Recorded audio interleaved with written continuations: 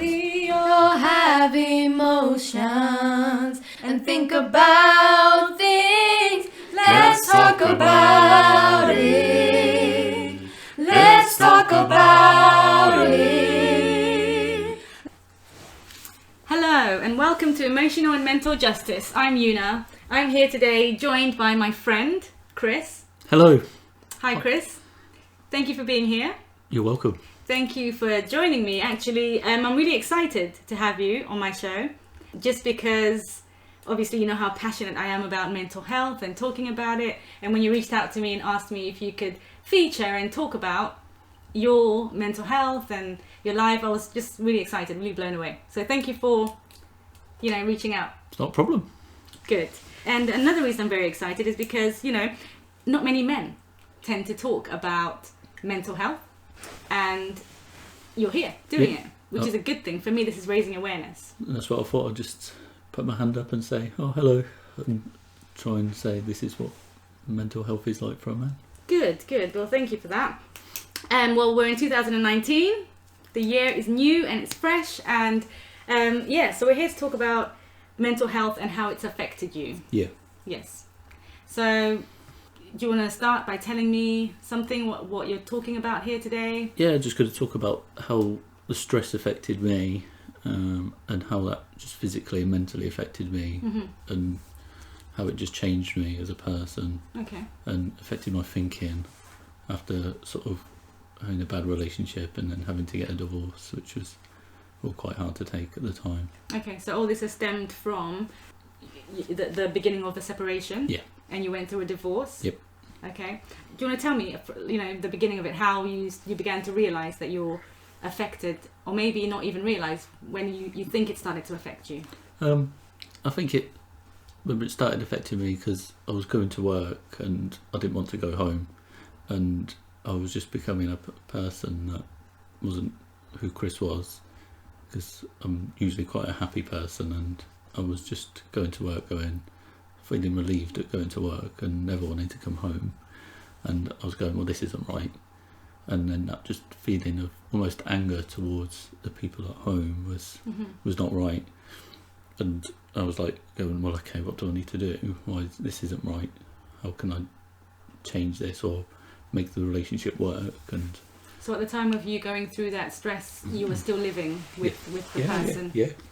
Yeah, I was still in a proper relationship. It was, we were trying to sort of soldier through it and work through it, but ultimately I think it just come to one day where it just snapped and I said I had to leave. Really, I went, no, I can't take any more because otherwise I'm going to do something I'll regret. Okay.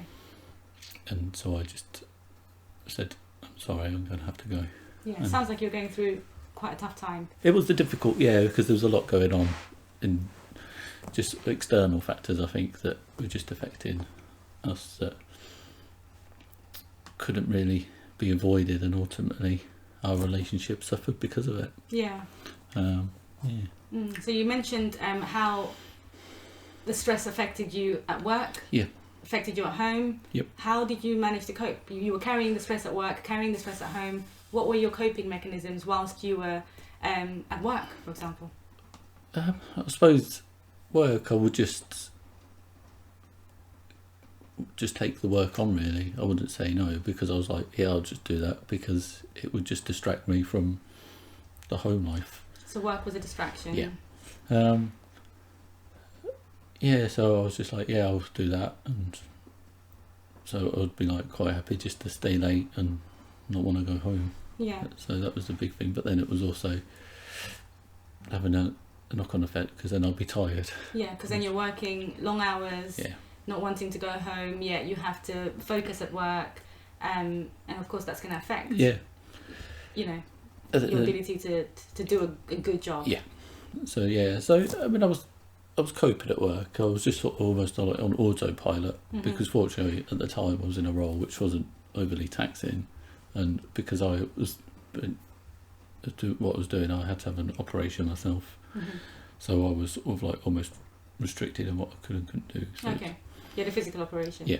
Okay. So I had to sort of recover from that anyway, which was a bit of a challenge because obviously I like to keep fit and active. Yeah. But then I couldn't do that for a period, so then I was just eating all the time. I was just like eating, but then obviously then I got put on weight and I was like, oh god, this is annoying. So what, were you comfort eating? I think I was probably just eating because I couldn't exercise. I was just like, well, I'm just become quite blasé about what I was eating and going, well, I'll just eat that because I can't do anything about it. Yeah. So before we move on to your eating, I just want to point out, obviously I mentioned that stress at work could affect your ability to do a good job, but a lot of people do cope. Yeah, they cope well, under stress. Yeah, I was starting to sort of before we split, I was coping, and I was managing, and I was quite happy, and I was thinking, okay, yeah, I can get through each day, not a problem.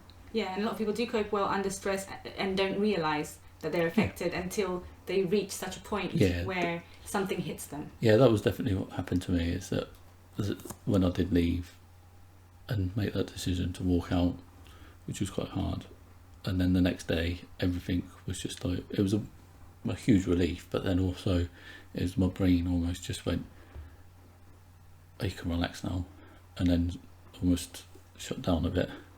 And I couldn't think, it was weird to describe that feeling of, it was almost like a bit of a zombie for probably for the next few weeks. And I couldn't tell you much about fortunately I didn't have to go to work, so one of my colleagues managed to get me to see my doctor. Okay. And I went to the doctor and explained everything that happened. They went, how are you still functioning? Oh, just get on with it, don't you? At this point, what were you seeing your doctor for? Not for the physical stuff that you had, but for your emotions and your stress? Yeah, I went to the doctor and I said, I think I'm stressed. And I explained, and I just sat there and cried to the doctor, and they were like, don't worry. Yeah. I said, and they were like, they said, I don't think it's safe you go to work, because I was angry at myself and other people. And then it was a relief, but then it was also the other emotions of this anger and pain and a bereavement. I suppose it's going through that bereavement of separation. Course, it's a loss. You've been with somebody that you loved for a while, and you struggle to get things back together. Yeah, and it's not that I didn't love them. It was just that if I carried on, this is going to kill me, and I'll become quite a dark person that I didn't want to become. Yeah. So that when I did leave, and then it was like my brain just went, and then it was almost like somebody put a load of, just describe it, for the first couple of weeks it was like my head was scrambled, like somebody had just chopped up my brain and scrambled it around, and it was,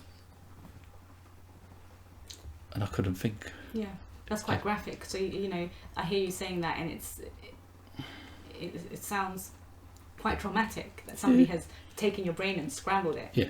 And you can't think. Yeah, I'd come to work and I couldn't remember just simple things about like what my jobs were, and I go, I don't know, it was just trying to string sort of the easiest things, and I'd just sit there and it would take me ages. It just took me such a long time just to go, I should know this. This, come on. And then I'll get more frustrated because I'll be going, come on, you know this should just come to your head, and I'll just sit there going, I can't, it's just not there. Did anybody at work know what you were going through at the time? Were you open and talking about it? A couple of people knew, not massively. A few people knew that I sort of trusted to speak to, but it was almost sort of in private, sort of, because I would never sort of sit openly and talk about it in the office. It was just more like, I could talk about it now openly, but at that time I was like, oh, this isn't. And at the time when you were sharing with these few trusted people, were you open enough to share everything, or were you keeping things? No, I couldn't tell them everything, because it was like, this is sort of what's going on, and it was, no, I didn't want to sort of say everything because that's just too much of information, I think. What were you worried about in opening up just- about everything? Well, I didn't want to explain sort of my thoughts that was in my head of like wanting to. Basically, I sort of for the first when I did leave, for the first few like a month, I suppose, I just wanted to almost. I thought I could feel myself this rage inside, and like I was like, no, come on, sort yourself out, you sensible person. But I just sat there thinking, if somebody, I felt like I was just waiting to explode. And I thought I'd either going to headbutt a window or punch somebody in the face. Yeah, and you don't want to do that. No, I didn't want to hurt myself or hurt anyone. Or hurt anyone, yeah. No, so, I didn't think you could anyway because you're a gentle soul. well, maybe. Thank you. But no, and that's how. I mean, I think I'm quite a nice person, but that's how it made me, and that's what the thoughts in my head of this. Just I'm sitting there going, that's not right. Yeah. Why do I want to? I don't want to hurt myself. Yeah. I don't want to hurt anyone. But Yeah. I'm sitting there thinking and it was quite graphic. It took you to a dark place. Yeah, very dark. Yeah. It was, I'm sitting there thinking, geez, man, this isn't good. But fortunately, and that also because I suppose the hardest was because I went to the doctors and they were like, "Oh, we'll just give you tablets," and they gave me, "Well, you sleeping?" No, I didn't sleep. And so they gave me sleeping tablets, and then they gave me diazepam. I'm not taking that, and I said I don't want to take that because that sort of phases you out when you don't. It sort of has quite an effect on your body. For anyone that doesn't know, what's that for? It's a sort of relaxant, isn't it? It's like Valium. Okay. Everyone knows it's Valium, so they give you that to sort of chill you out and relax you to take. But then I was like, I was quite happy to take the sleeping tablet, but I didn't want to take the other tablet because then I was like, well, I'm not going to be able to function. And I thought, well, the best way for me to deal with it is probably to go out on my bike or run or swim. And I thought if I take that, that's going to make me not want to do anything. So I didn't want. So I know you should listen to the doctor and take your time. Yeah. But you had your physical activity in the back of your mind because you had not done that for a while. Yeah. So I was like, well, because obviously by this time I was like, okay, I could go back and start running, and I could do something. And I thought that's all I wanted to do. I thought if I could just go out and be on my bike and just go out for 20-30 miles on my own in the peace and just in the countryside and almost just taking the countryside really. Okay, I just want to touch upon some of the stigmas around speaking out and mental health and at work, for example. You've just mentioned to me that you did speak to a couple of people, but you didn't speak out very much. You didn't say everything because of the way you didn't want to explain what was in your head. Yeah, no. Was anything else attached to that? Some of the stigmas around that are being judged, fear and embarrassment of people knowing exactly. Well, I think I didn't want people to sort of know that these serious thoughts of harming myself or other people was there, because people would think I'm nuts, basically. So that's what you were afraid of. Yeah. And I wasn't, because I knew who I was, but I just was not feeling well. Yeah. So it was Maybe that. you were afraid of the people Yeah. thinking that you're that person. Yeah. And like, he's lost the plot, and I was like, well, no, I haven't. But it's it was funny. And then also, I like to do well at work and perform well, and I didn't want people to think that I couldn't do my job. So people around you mattered in terms of what you show and what you present at work. Yeah, definitely. Had you ever known of anybody around you that's spoken out about their mental health at work? No. I'm wondering if you had, would you have felt more comfortable speaking out? No, not really. I know, obviously, being a sort of a guy, I didn't really speak to anyone at work about it, male-wise, because both of us speak to sort of females, so it's easier to talk to them. But the guys was just a bit harder, I think, because there's too much machoism, I think. Yeah. Too much. And that's normally, that is the stereotype, but it's also the reality. Yeah, oh yeah, massively. So you could sit there and talk, and you could go, well, what's the point of talking to them? Because they're just going to think you're stupid. What were people's reactions? People were like, People were quite understanding and going, well, yeah, you've had quite a tough time, but I'm like, yeah, but does it give me an excuse not to be able to come to work? That's my thing. Yeah, okay. So again, it was you wanting to perform, you wanting to be the best you can be because you're proud of what you do and how you work, but then it's trying to balance that with managing the mental stress side of things. Yeah, because then I was like, well, I know when I did leave, the stress and that, just my head being scrambled, I went, well, I knew that I did need to take some time off, and I only took 4 weeks, but maybe I should have took longer off. It might have been better, but after 4 weeks, I was like, I'm getting a bit bored at home. Okay. I need something to get up for. Yeah, like you said, you're an active person. Yeah. Yeah. Okay, so I just want to go back now to where you talked about being in such a low place that your friend, or whoever that person was, actually took you to the doctors. What took you so long to go, and had your friend not taken you, would you have taken yourself?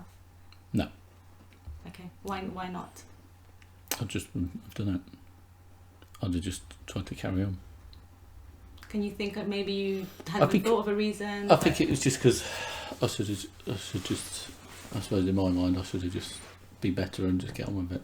Okay. So I suppose it's obviously being a guy, I didn't want to be weak and just... Yeah, so it's that pride, the masculinity, the macho-ness of having to be strong and power through. Yeah, massively. But fortunately I did. I think because when I sort of did turn up to work and I did speak to my supervisor and say, "You all right?" I went, "No," and then I had a bit of a breakdown and started crying, and they were like, "What's going on? Okay. This isn't like me." Okay, so at this point you've spoken to your supervisor and you've spoken to a doctor, and you've mentioned that both times you broke down. Yeah. Now this breaking down doesn't necessarily go hand in hand with being this macho, strong male that needs to just power through it. No. How did that feel for you? It felt a relief just to sit there and cry, to be honest. It was a massive, it was like all this pain just was just crying, coming out, and I was like, I sat there like, I don't know why I'm crying, and they went, "It's fine." I said, I don't even know why I'm crying, I'm not even upset, I'm just crying because I couldn't explain why I was crying. Yeah, but you had everything, you were going through all those things. That's the reason why you were crying. So whilst you say you don't know why you were crying, it was all coming out. Yeah, so it was quite strange to sit there going, I was upset, but I go, well, I couldn't talk about it because I suppose I'd had it for so long that, I suppose that it's been going on for such a long period of time. I was like, well, I know what's going on, so why am I crying now? And I didn't understand why. Yeah, but then, sometimes the bottle is empty at the beginning. It's filling up and filling up and filling up, and whilst you're trying to cope, doing all these things of going home late because you don't want to be there, going to work, working too hard and not being able to talk to anybody, all those things were filling up that bottle. Yeah. That's the reason why you broke down. Yeah, and I sort of let it go, and it exploded. And I did just go, and it was almost just like, the way I see it is like, just my body just going, no, you've had enough now. And then I had to sort of go, well, if I'd like got an injury for like a tore a muscle or broke a leg, it's the same thing, isn't it? Your body stops and goes, you need to treat that. It's the same with your brain, isn't it? Mm-hmm, yeah. And then I did go to the doctor and I said, I think I do need to talk to somebody. And okay. So did you agree when your friend said, I'm taking you to doctors? Did you just go, okay, let's do it straight away? Yeah. Okay. I went, yeah. So deep down you knew that you needed to go? Yeah, I needed to go because I was like, well, I needed to do something, and I needed to sleep because I hadn't slept for a long time. Yeah. And that was sending me a bit weird as well, the lack of sleep. I didn't realise how much you need sleep as well. Yeah, absolutely. Yeah, because not sleeping for like days on end is quite hard. Yeah, I was like, because I remember taking the tablets to sleep, and God, that was awful. I was like, God, I took them for like a couple of days, and then I felt like I was wiped out for the rest of the week. I was like, I couldn't function, so I went, I don't like taking them. Yeah. So I was like, well, I'm just going to take them. But did they help you? I did sort of take them intermittently because they let me sleep. Mm-hmm. So I was like, if I couldn't exercise in the day to get tired, then I'd maybe try and hold out and do something to, like reading or something to help me, or something. But then sometimes I just end up I'll have to take one and then try and sleep. Also, did you speak to your doctor before you spoke to your supervisor? No. After? Yeah. Okay. Did anybody encourage you to speak to your supervisor, or did you just get up and say, I need to do that? I think they asked me, I think I just sat there and they went, "You alright?" I went, "No." Yeah. What's wrong? And then it just all came out. So it came out. Yeah. Okay. And I just sat there. It's all just come out. So did anything change after you spoke to your supervisor and after you spoke to the doctor? Did anything change in the sense of you being more able to speak to anyone? And I think at that point, then I realised, okay, no, I'm not being weak and talking about it. It's okay. And then I suppose it took me a while to sort of gather my thoughts in my head and go, well, where do I start? How do I start unwinding back all this mess in my head, and where do I go from?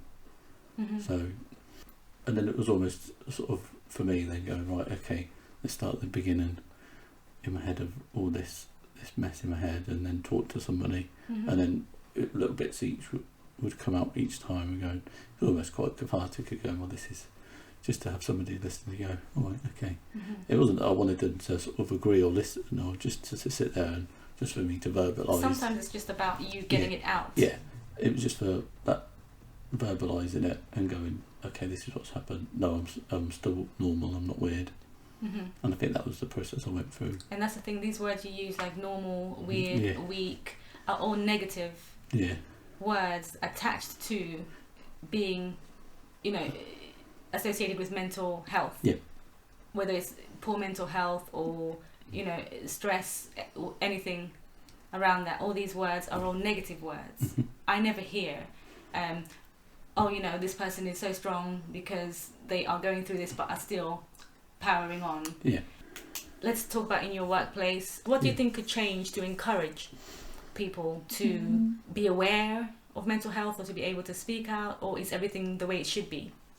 At the workplace, there's more stuff now about promoting people to talk, Mm-hmm. and I think there's stuff up there to make it easier to. I mean, that was a few years ago now, so it was a bit like, well, who did you speak to? Where'd you go? Yeah, What and when I people talk about your workplace, I'm not only referring to your particular workplace. I think in general, Yeah, a lot of workplaces tend to embody similar things. yeah, And it's about raising awareness everywhere, yeah. not just through social media, as I'm trying to do at the moment, but also through friends or family and everyone else. Yeah, no, I think it is becoming more easier now to get access to talk to mental health services, definitely. In the last sort of 2 years, I think there's been a big change. Mm-hmm. How long ago was it that you went through this ordeal? Be 5 years ago now. 5 years ago. So 2000, Okay. yeah. And how long was it going on for? How long did you have to suffer this stress? Probably about a year and a half. A year and a half. Okay, so Yeah. that's a long time to be Yeah. going through Yeah, something and getting worse. yeah. Okay. At what point did you realise that there was something you needed to do, aside from having gone to the doctors and having gone to your supervisor? There's something you needed to do, and did you do anything? If so, what did you do To make to myself better yourself? Yeah. I just went, well, I know I need to clear my head. I need everything to settle down and reorganise. Mm-hmm. So what were your coping mechanisms? I just went out on the bike and I swam and I ran, and I set myself a goal of going, well, I'm going to do this competition, Mm-hmm. and that's what I'm going to aim for, and I'm going to achieve that. Mm-hmm. I went, if I have that, then I can try and aim for that. And So- were those the things that you used to do to keep you happy or in a good place prior to you going through this period of stress? Yeah. So, Oh, yeah. so that was you going back to being Chris. Yeah. Yeah, so I was like, well, that's what I did before, and that's where I was, and it did make you feel good. And if I go back, if I keep doing that, then it's a little bit of me that nobody else can do. It's only me that does that. Mm-hmm. So that will make me feel like Chris again. Mm-hmm. Did you blame anyone for anything? Oh yeah, Mm. oh yeah. I blamed sort of the ex-wife and her family. Yeah. I blamed them massively. Mm-hmm. But then I went, but I've made my choice. So Mm-hmm. So when you look back, are they still to blame, or are you able to take ownership of some of the parts that you've played in how things made you feel. Yeah, I suppose I can sit there and say, well, I know I tried, and I suppose I could say, yeah, I could go, well, I should have maybe have stood up more for myself, but at the time I didn't feel I could because of the circumstances. Okay, I just want to point out as well, obviously we're not going into details of what happened or your relationship, because this is not what today's about. No. Today's about obviously you, because the person you'll be talking about isn't here to give their side, isn't here to defend themselves. So the purpose of this is just to talk about, you know, you being able to share what you went through. Yeah. And hopefully raise awareness as well for other people going through similar things, that it's normal. You used the word normal before. It is a thing people go through. Oh yeah, massively. And I sit here now, and the amount of people I've spoke to since, and I go, it's alright, I've been there, I get how you're feeling, and I can have that appreciation for, and just to say, look, it is pretty awful, so and I sort of want to say, you'll probably might feel like this, and I don't want to move or get out of bed. And they go, oh, I feel like that as well, and they go, ah. And it's that common ground then, isn't it? So now you realise it's not just you going through. That's why I love talking. You see, I love talking because sharing stories allows you to realise that you're not alone in something, that you've never been alone in it. There's so many of us going through the same things. Yeah, and it's amazing how many people I spoke to say, well, I felt like that as well, for different reasons. Yeah. And you go, oh, that's strange. So obviously, this whole thing of being mentally unwell affects everybody. It's the same. It's the on same. Different levels, different scales. We all suffer mental health at some point in our lives. Yeah, and that feeling of not wanting to get up and move is a very real thing. It's not just in your head. Yeah. And we have to remember, it's not just our heads, it's our hearts, because they're very much linked. And this is why, you know, when I talk about emotional, I talk about mental, because they come together. That's my belief. They come together because you're feeling something because of what's going on in your head, or something's going on in your head because of what you're feeling in your heart. And to know that other people are able to speak to you about it now, does it help you to look back and think, you know what, I could have spoken out back then? Yeah, I look back now and go, I can see how I could. Well, it's just made me go, give me the tools in myself to go, well, no, I'm not going to accept that for myself, and this is how I should proceed with like relationships to anyone in the future, and that open and honesty, I think. So that's allowed you to, I guess, look at future relationships and say, I would like to change, or I would like this to be different this time, etc. I think you just, when you meet somebody, and then you build that relationship, and then I think it's just being open and honest with people at the start, isn't it, and not saying things that you're not. I think. And openness and honesty go a long way, because this is what talking is about. You're showing the real you. Yeah. Yeah, so, and I've gone, well, no, what have I got to hide from? Well, nothing. Yeah. So do you carry any sadness for what you've been through? Not anymore, no. No? No. Okay. Did you ever carry it? You said not anymore, so did you once carry that sadness? Yeah, I carried it for a bit, but... how have you let go of that? I think the passage of time, and then just going, well, in my head and mind, I knew that I'd done everything I could, so I could put that to bed and go, well, I can now move on. So you've let go of your burdens, let go of the things that were weighing you down, and you're now able to say, I'm free. The old Chris, I'm free. There you go, Yeah. So I'm free from that. So free is a good place to be. Yeah. And then it took me a while to sort of get back to who Chris was, and it sort of took me a long time to sort of get to sort of like this year, 2019, and go, it was only probably sort of last year I went, I think I know who I am more and more. And this is only last year, yeah. So it's been a while. Yeah. So you said this happened to you 5 years ago, and it's taken you a few years to get to the place where you're saying, I think I know who I am. Yeah. What made you get to that place? I know you said you started doing things like riding your bike, but what other things made you? Is there anything specific, a turning point? Yeah, I think I decided to go away on my own last year for the first time, and that was a big thing. And then I just spent a lot of time just reflecting, and just. And was you going away on your own for that purpose? Yeah. Okay. And then I just took that sort of 2 weeks. I was quite lucky where I went. It was quite nice because I just was able just to explore, just sit with myself for periods of time and not have any distractions and just go, well, what is it I want and who am I? So before that, when was the last time you had that alone time? Just time away from everything and everyone. I can't remember. Is that because it's so long ago? Yeah, I can tell you. Mm. Apart from going out and cycling and stuff, which was my alone time, but that was a day-to-day type of thing. It Yeah. wasn't like a block of a period of time. no, but there was no real. I can't remember last time I had any time to myself Yeah. like that.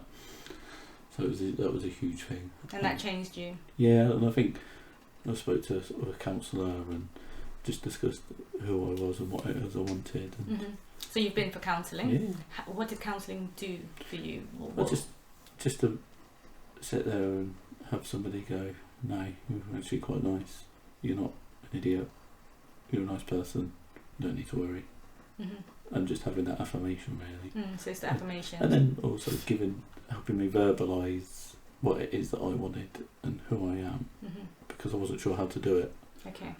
Yeah. So that allowed you the space, Yeah, the safe space, yeah, to be able to really just analyse you and review yeah, everything about you yeah, and your plan. yeah, and just put it in, help me just verbalise Hmm. like my thoughts and stuff, really, and get that out of me. Mm. Well, How long ago did you go for counselling? that was probably about 5 months ago now. Okay. What led you to make that decision? I was just, even though I was alright, I just felt there was still something just missing. Like I felt like probably 95%, and I just thought there's just still something just niggling at me Hmm. that I couldn't just work out myself. Hmm.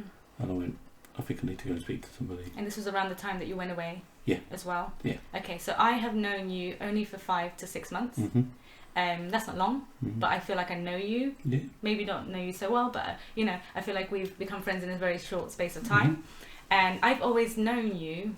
To be quite open. Yeah. To be able to speak about. I don't know if it's because I'm open with you and I'm able to speak to you about possibly. things. I think so, yeah. Mm. Because you're quite open, so then I will talk to you. It's like that reciprocal thing, isn't it? Yeah. You talk, so then I talk. Okay, so that's good for me to hear that I'm able to enable you to talk because I talk, because I'm open, and Yeah. I'm obviously always receptive to whatever you're willing to talk about. Yeah, and then you're just there to chat, and then you don't make any judgments or assumptions on anything. So Oh, you good. just I think I don't. I hope I don't, and No? you've said it, so thank you. So I wouldn't talk to everyone or anyone, but it's Yeah, I never make any judgments because to be honest, there's nothing that can really shock me, because I know that life, we all go through things, and however we feel, sometimes it's beyond our control, and we're going to feel it. So if we're feeling it, verbalize it, express it. Let's see what we can do about it. Yeah, and I think that's the big thing I've learned of going. I'm not sure of to go. Well, I know this bothers me, but I'm almost to say to people, I'm not sure how this bothers me yet. Just give me a minute and then let me think about it. And I think that's the biggest thing I've learned, to go, hang on, let me think about that. Yeah, and to realise you don't have the answers. Yeah. And that goes back to that thing you were saying earlier about not being able to verbalise, for one, but also saying that, you're weak, you felt like the macho-ness, the masculinity wasn't there. It's all of those things are just you taking time back to say, hang on a minute, I don't know what this is, I don't know what's going on, but I'm okay, it's okay, we can work through it. Yeah, and now I sort of look back and go, well, I think I'm a better man now than I was 5 years ago. Good. And that's growth. Yeah. It's so amazing to be able to look at where you are now and see that you've come a long way despite having gone through. And I think being more open and dropping that macho thing has made me better. So do you feel that you've dropped the macho thing? Yeah, I never really was that macho in the first place, but I think I've got rid of that and gone. Yeah, but whilst you say got over myself a bit. Yeah, so whilst you say you were not that macho in the first place, but it sounds as though you were living up to these social stigmas or things that are attached to men. Yeah. And you were living or trying to live up to that. But now I'm like, I'll sit with my mates and go, well, no, this is what I want, and I'll be more quite open and not being afraid to be you. Yeah, and go, oh no, this is my feelings and thoughts about here, and they go, oh, okay. And I think that's made me probably better. Maybe it hopefully it might make me a better friend to them, and a better. I feel better. Yeah, good. And not being afraid to be judged Yeah. is one thing that allows us to be open. Yeah, and I think if you're sort of and it's important for me as a man to say to other guys, say, like, no, you can feel like this, it's okay. And then they can go, okay. Yes. So in the same way that you later in life got to realise that actually people were going through those things when I told them that I went through this, it's nice that you're able to say at this point, listen, I can recognise what you're feeling, or it's okay what you're feeling because I went through ABC. And hopefully, because you're open with them, they can then be open with you and have the ability to be open with somebody else. Yeah. Yeah. And it just makes life easier then, doesn't it? It does. And we can all be in a better place if we can just all not harbour these feelings that are killing us inside. Yeah. And that was a big thing again. Okay, so if you go back, do you wish you had done anything differently? I think I'd have probably gone, no, I should have sought a counsellor earlier, and maybe took that time in the first year or so afterwards to sort that out. I don't think I would have done that sooner, yeah. But that's about it. That's about it, okay. So the way I am, when I look back at my hardships, and I've been through my own many hardships, when I look at my trials and everything I've been through, I'm still grateful today because my perception of me is good at the moment. It's one of strength and it's one of growth, and I'm just in a good place. And I look back and say all of those things that I went through have enabled me to grow and to learn and to become this being I am today. Yeah. This powerful being I am today. Yeah, and I suppose you have to sort of take that and go, well, it took me a long time to figure out, so maybe I can sort of use that time that it's taken me to get here to be more appreciative of it. Yeah, and then also you've only just got here. Yeah. You've just got here within the last year or so. Yeah. You've said that 5-6 months ago, really. Yeah. And that's around the time I started to know you. Yeah. Really, so you're still very new to that. And hopefully you can look back and say you've come a long way, which you have been able to do, and just take what you can from that, learn from it, grow from it, and move forward with it. Yeah, I just sort of, I suppose I see it as now that we've just got this ball of light energy that I can then, it's back, I can feel like I'm back, and this ball of bright yellow energy is back, like the sun is shining. Yeah. And I can use that like to do better and good things just for myself and help other people better. Good. And how do you feel about people hearing this? Obviously we're recording here today, and how do you feel? Because there's this whole thing we've talked about of not wanting people to know truly what you've been through. It's, I suppose, just be interesting to, if anybody did come up to say, oh, I heard this, it's not good of you to say, I don't know, I'll be like, oh, okay, it's nice for you to hear. Yeah. Is there any of that fear and embarrassment maybe is still attached to it? No, because I'm like, well, this is just the truth, isn't it? So why should I be scared or embarrassed of the truth? Good. Don't fear the truth. Good. I'm proud of you, Chris. I'm proud of you for speaking out. Like I said, not many men talk about these things, so good to hear a man actually just being open. Yeah, it's important. Yeah. So what does mental health mean to you? Mental health, it's just being healthy. We're all different, and we all have different thoughts and ideas, and it's just being happy and healthy in that. What advice would you give younger Chris that was going through those things? Or any other person that's going through what you were going through? Don't worry, it's crap now, but you'll get better. And speak to somebody professional. Get that help, because they'll give you the tools to help yourself. Yeah. It's quite a strange one, but it's just going, okay, this is just to say, well, make sure you speak to somebody and impartial and that can help you make you better. Yeah, and that's what us counsellors are there for. You know, when we have counselling sessions, it's to provide you a safe space to be able to speak about the things you want to speak about, things you want to work through.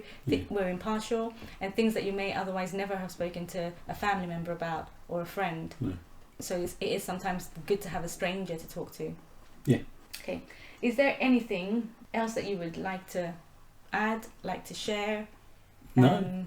I'll just thank you, Yuna, for this. Well, thank you, Chris, for joining me on my show. And happy. Yeah.